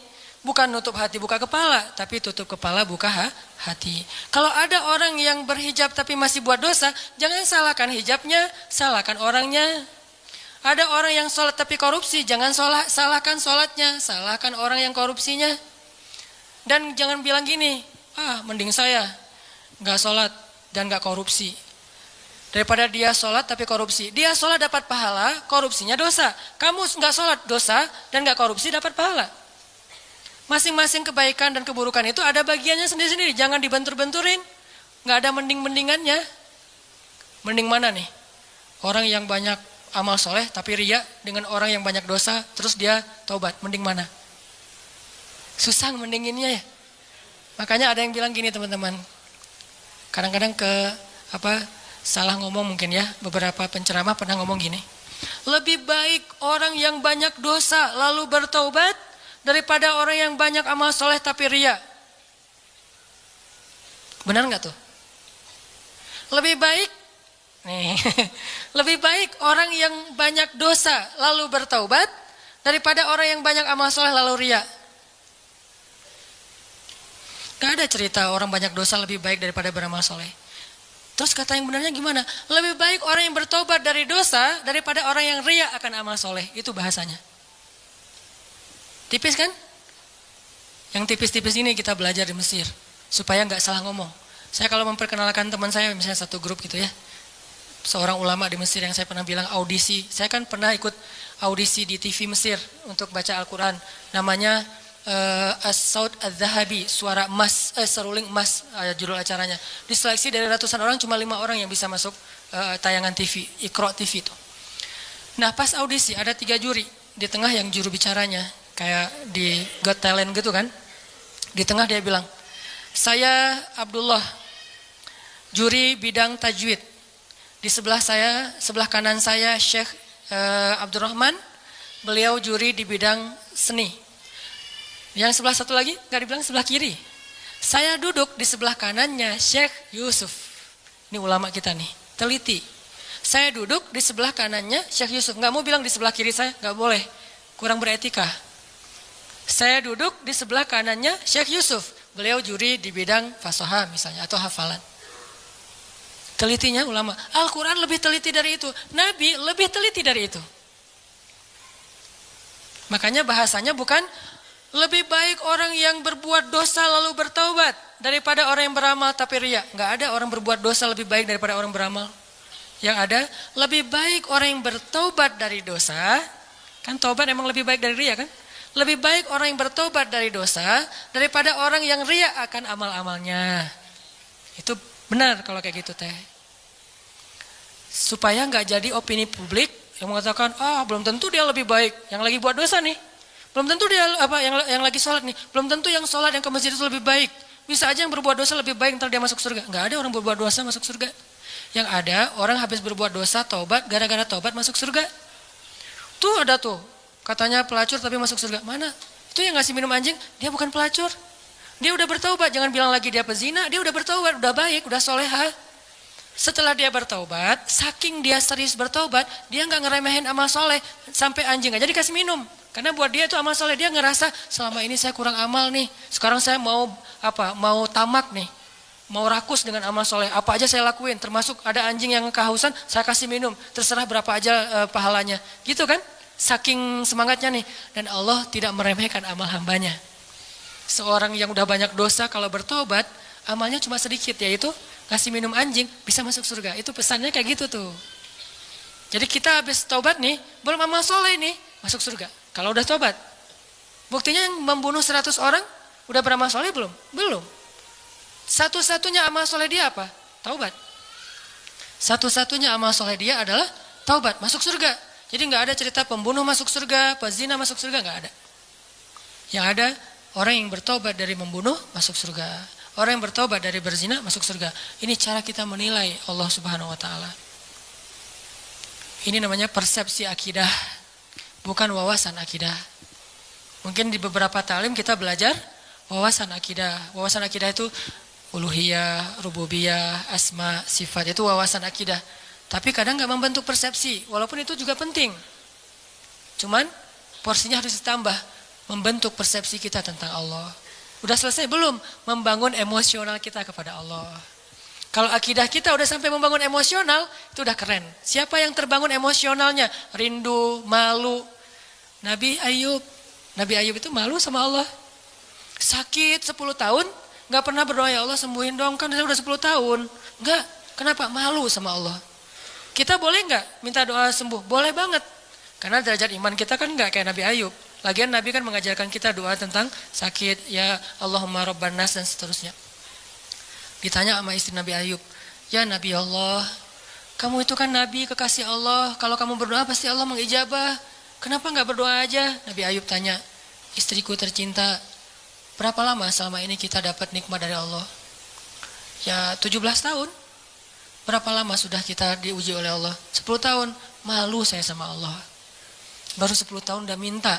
17 tahun Allah kasih nikmat, gak pernah ngomong-ngomong ke kita. Malu sama Allah. Ini udah emosional. Pertama wawasan, kemudian pola pikir, kemudian emosional. Emosional ini bahasa lainnya adalah yakin, iman di hati. Ini puncak ilmu nih. Makanya kata Nabi apa? Ra'sul hikmah makhafatullah. Puncaknya ilmu ada rasa takut kepada Allah, emosional. Kalau ilmu kita baru sekedar wawasan, terus jadi bahan debat di komen-komen kita, itu baru tahapan pertama dari ilmu, belum sempurna itu. Dan biasanya orang kalau baru-baru puber keislaman, puber hadis sahih, emang kayak gitu. Semuanya dianggap palsu, padahal dia doang yang sahih gitu. Enggak lah, orang lain juga punya hadis yang sahih, cuman mungkin kita belum pernah baca hadis itu. Orang hadis sahih jumlahnya ada 200.000 yang dihafal Al-Bukhari. Dan kita mah dari dulu tahunya cuma innamal a'malu binniyat. Gimana kita bilang, oh enggak ada itu. Jangan bilang enggak ada, saya enggak tahu itu. Bisa aja ada, sayanya enggak tahu kan. Makanya kalau ada yang nanya ke saya, Ustadz, ini ada hadisnya enggak? Enggak tahu. Saya enggak akan bilang, enggak ada tuh, enggak berani saya. Kecuali saya udah menghafal hadis sebanyak Imam Ahmad. Berapa hafalan hadis Imam Ahmad? 1 juta. Baru boleh bilang enggak ada. Tapi Imam Ahmad juga enggak bilang enggak ada. Bilangnya saya enggak tahu. Tanya aja ke yang ngamalin, dia tahu nggak hadisnya? Misalnya nih, ada yang tanya, Ustadz ada nggak sholat tasbih ke saya nih? Saya bilang, nggak tahu hadisnya. Tanya deh ke Ustadz yang pernah ceramah tentang sholat tasbih. Ustadz, kan Ustadz pernah ceramah sholat tasbih, apa hadisnya? Gitu caranya. Jangan kita nggak tahu hadisnya, bilang, nggak ada itu hadis sholat tasbih. Tanya dulu ke orangnya, siapa tahu ada. Kalau ada, nanti katanya sahih. Enggak, kata Ustadz itu dhaif. Nah, ulama juga tentang hadis sahih dan dhaif berbeda pendapat. Ada ulama bilang ini dhaif, yang ini bilang sahih, kecuali hadis palsu itu nggak ada beda pendapat. Kalau dhaif mah ada beda pendapat, hasan, dhaif, sahih. Kalau mutawatir insya Allah nggak ada beda pendapat. Ini artinya emosional, malu ke Allah, nggak enak ke Allah, kayak Nabi Muhammad SAW tuh, nggak enak sama Allah kalau nggak bangun tahajud, sampai sholatnya getol banget, sampai apa ya? Kelihatan kakinya itu udah keras gara-gara sering tahiyat. Ini beliau hitam gara-gara sering sujud. Makanya saya nutup, nggak mau riya. Nggak ada juga. Nah ini Nabi segitu-gitu amat tuh sholatnya. Ditanya sama istrinya. Dalam riwayat yang lain ditanya sama Abdullah bin Mas'ud. Kenapa gitu-gitu amat? Saya pengen bersyukur kepada Allah. Maksudnya nggak enak sama Allah, udah dikasih nikmat banyak, masih ibadahnya biasa-biasa aja gitu. Wawasan, persepsi, emosional. Kalau kita udah sampai punya rindu ke Allah, udah kuat nih, udah level 3. Kalau baru sekedar faham Allah, level 2. Kalau cuma tahu Allah, level 1. Kalau enggak sama sekali, ini bermasalah nih. Yuk kita belajar kalau gitu. Kadang-kadang enggak level 1, dia enggak terlalu tahu tentang Allah, tapi langsung punya emosional. Ada yang kayak gitu, kayak Bilal tuh. Bilal tuh enggak ngerti ayat-ayat tentang tauhid secara detail kayak Ibnu Abbas, tapi dia langsung yakin sama Allah. Ada yang kayak gitu. Makanya tempatnya ilmu di dalam hati. Tempatnya hafalan di dalam kepala. Kata ulama. Lahum qulubun la yafqahuna biha. Mereka punya hati tapi nggak ngerti. Jadi teman-teman, Allah aja kangen sama kita. Ini ngomongin emosinya Allah ya. Saya nggak ngomongin tentang zatnya, nggak ngomongin tentang wawasannya. Ngomongin tentang emosinya Allah. Allah kangen loh sama kita.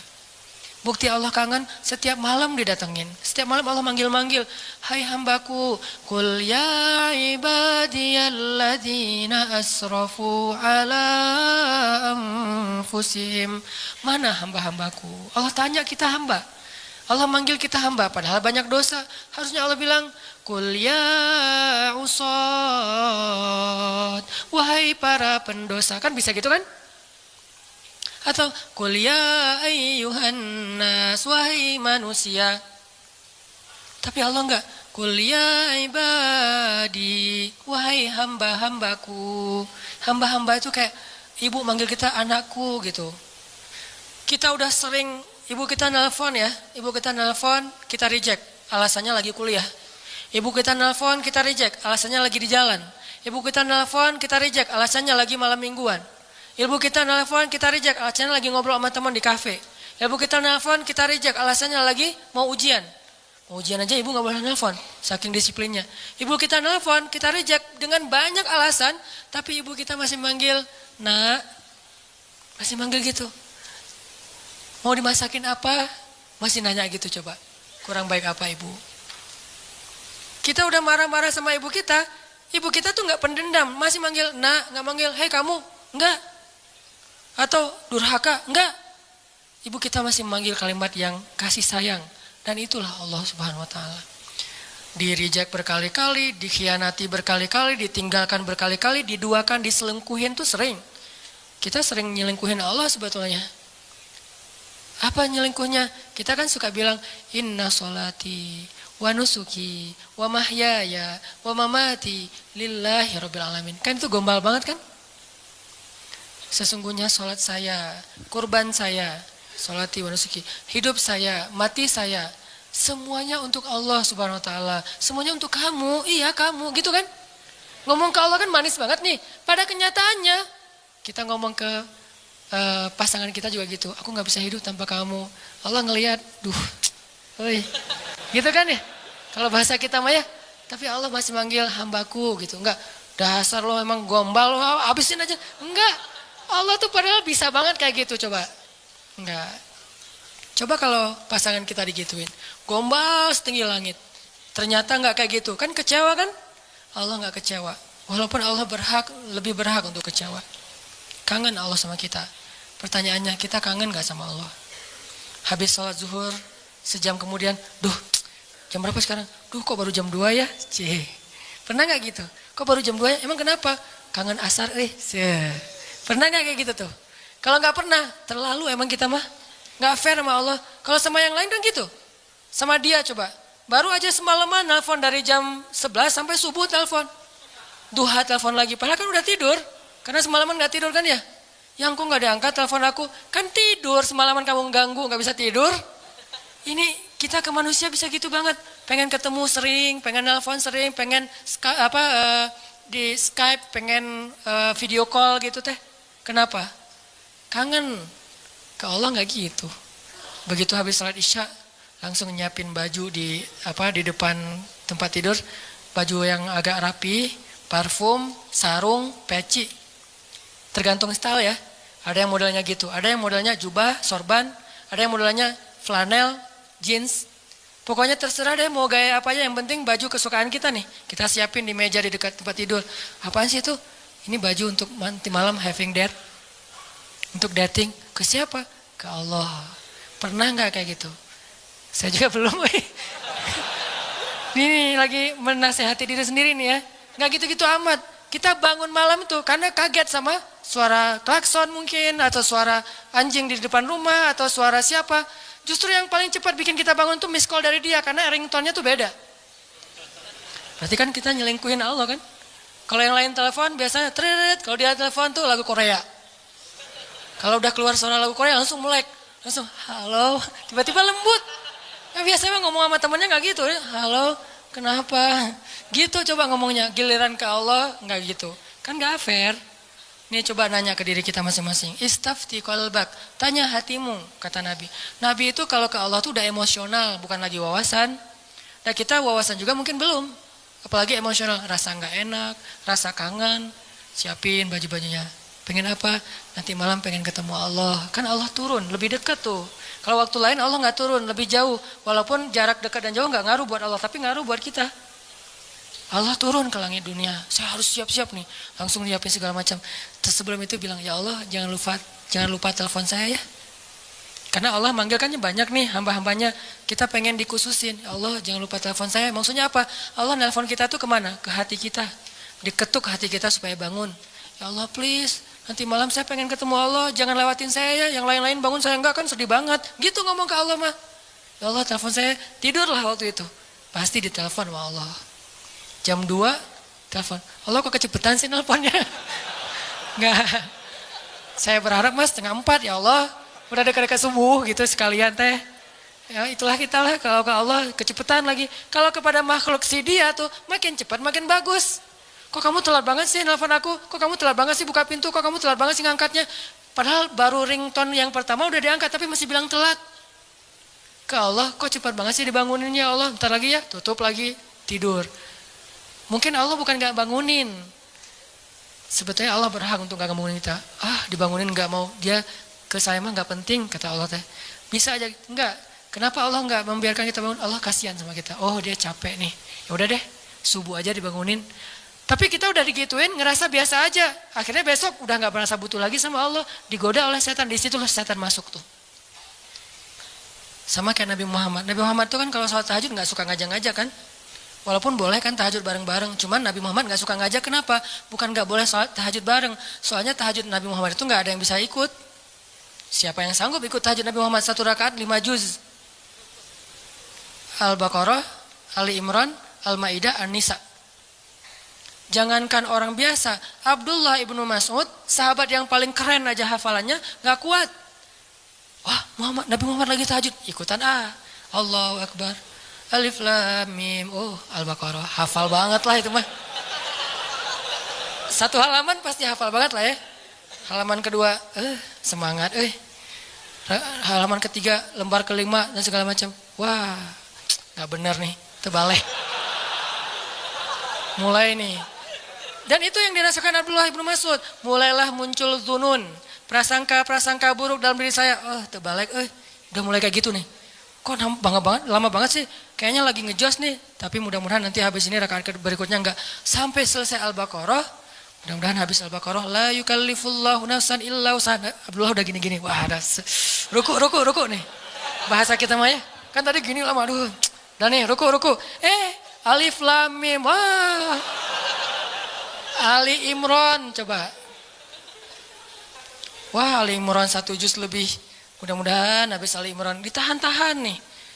Mudah-mudahan Nabi nggak ingat lagi ya An-Nisa, lupa kayak. Kalau udah lupa kan ruku. Kalau bahasa kita mah ya ayyuhan nasu taqu rabbakum. An-Nisa. Hampir kata Abdullah saya batalin. Itu sekali-kalinya first and last sholat di belakang Nabi. Sholat Nabi kan? Makanya Nabi itu nggak mau ngajak-ngajak tahajud, bukannya nggak boleh bareng-bareng. Nabi tahu diri lah, tahu diri. Kalau kita tahu diri nggak ngajak-ngajak, soalnya tahajudnya mepet-mepet ke azan subuh. Tahajud 2 rakaat, witir 1 rakaat. Kalau enggak sekalian aja witir udah disatuin dengan tahajud 1 rakaat, sholat tahajud. Saya sering sholat tahajud 1 rakaat, witir doang. Kenapa? Karena pas lihat jam 4 lewat 5 azan, ya udah witir aja deh. Saking nggak solehnya. Nabi saking solehnya nggak berani ngajak orang. Ini juga kedewasaan Nabi nih. Beliau kalau ngasih contoh, kasih contoh yang bisa ditiru. Kalau melakukan yang nggak bisa ditiru, nggak mau nyontohin ke orang lain. Kalau kita kebalik, giliran dilihat orang lain yang nggak bisa ditiru. Giliran sendiri, yang orang lain semua bisa lakuin juga. Artinya kita tuh kurang bijak, pamer. Nabi kalau sholat sunnah qabliyah di rumahnya 4 rakaat. Kalau di masjid 2 rakaat. Supaya bisa ditiru. Ketika ditanya kok gitu Nabi, likaila yakuna harajan li ummati, supaya nggak ngeberatin kalian. Coba, ini emosional Nabi nih. Bahasa fikihnya sariratun Nabi. Kan Nabi itu ada surah, sirah, sariroh ya. Surah jenggot, rambut segini, itu rambut 2017 banget lah pokoknya. Rambut zaman now. Terus jubahan. Terus sorbannya Nabi itu kan kalau di ini satu di depan, satu ke belakang kan ujungnya itu surah. Kalau sirah kehidupan sehari-hari Nabi, sikap-sikap Nabi. Nah, yang jarang dibahas itu teman-teman sarirah, perasaan Nabi. Nabi itu nggak mau ngeberatin kita. Kalau ngasih contoh yang bisa kalian tiru aja deh. Makanya Nabi kalau tahajud nggak pernah ngajak Aisyah. Aisyah tidur, Nabi ke kamar mandi, wudhu, udah gitu sholat. Sholatnya di mana? Di sebelah Aisyah. Kenapa? Nabi tahu Aisyah itu kalau malam suka raba-raba nyari Nabi. Kalau nggak kepegang Nabi, dia bangun. Nabi nggak pengen ngebangunin Aisyah, coba. Kalau kita, istri yang soleh kok belum bangun? Masih mending. Aduh ya Allah, pengen banget istri kayak Khadijah, bukan kayak gini. Lebih fatal lagi. Aisyah aja nggak dibangunin sama Nabi. Jadi kalau nanti udah punya ya, maaf kalau belum punya, nggak bisa diperhatikan. Kalau udah punya jangan bangunin. Dan saya juga nggak pernah bangunin istri, soalnya nggak bangun juga. Nabi mah nggak pernah bangunin istri kecuali emang dalam kondisi Aisyah waktu itu nggak capek. Nabi perhatiin banget hari ini Aisyah ngapain. Kalau kita kan nggak peduli. Tahajud. Mama kan udah sering ikut talim, masa nggak bisa tahajud? Ya udah sering talim, tapi capek siangnya dia ngurus anak, dia nyuci, dia segala macam, dia jagain harta kita, rumah kita, keluarga kita, dia mondar-mandir ke pasar. Mungkin tadi pergi ke pasar beli cabai lupa, beli garam lupa, lanjut lagi. Kita harus tahu, oh seharian Aisyah capek, ya udah malamnya saya tahajud sendiri. Begitu witir baru Aisyah dibangunin. Adegan pakai nano spray itu adegan witir, bukan adegan tahajud. Aisyah gitu. Oh ya udah, Aisyah masih apaan sih kalau bahasa kita mah ya. Kak Aisyah tuh raba-raba kalau lagi malam. Nabi mana? Karena dekapan Nabi itu kan paling hangat ya. Karena dia mendekap bukan dengan fisiknya doang, dengan hatinya. Pokoknya udah hangat banget lah dekapan Nabi. Cowok paling romantis se-Eropa itu Rasulullah SAW lah. Kalau kita mau tahu gimana romantisnya Nabi, saya udah lagi nggak mood bahas romantisan ya. Satu saat aja. Tapi bukan saya nih yang romantis ya, Nabi. Saya mah cuma belajar dikit. Nabi itu paling hangat. Nabi pegang tangan istrinya biasa. Kita mau megang, kursi aja lah.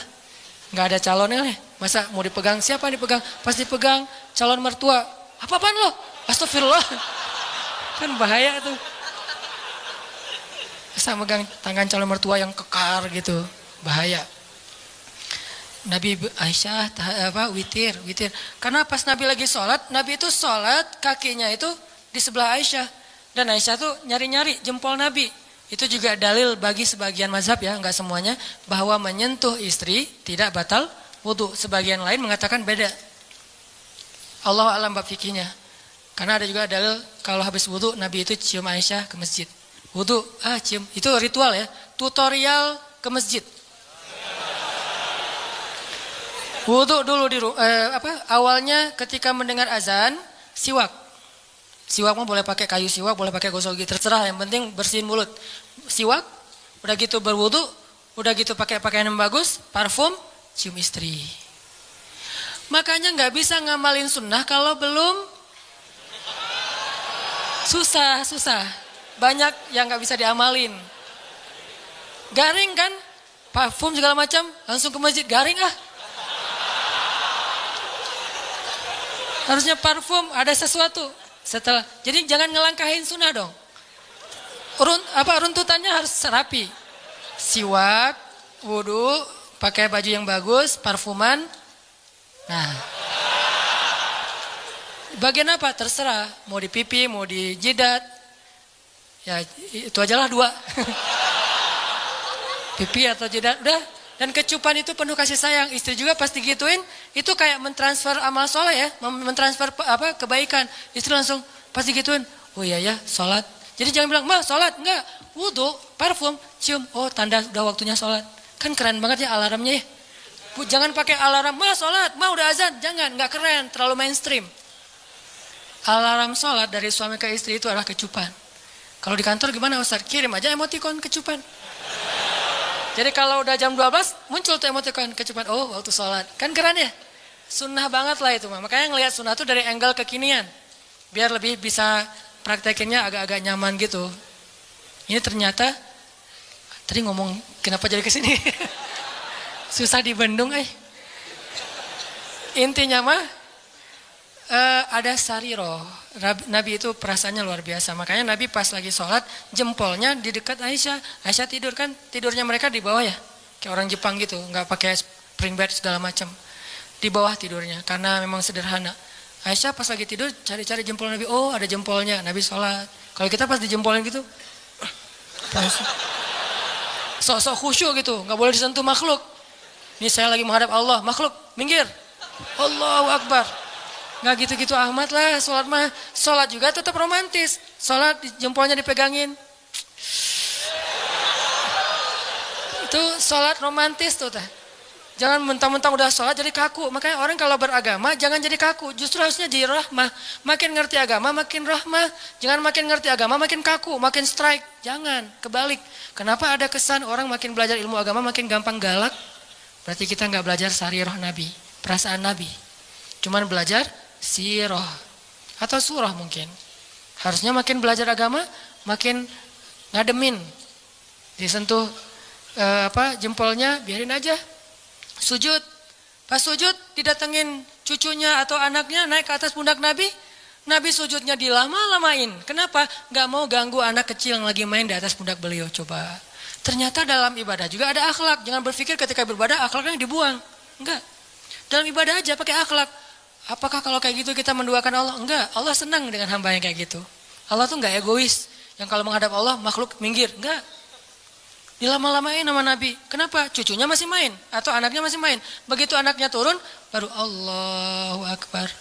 Sampai saking lamanya, sahabat jadi nanya ke Nabi, walaupun nggak ada yang noong gitu.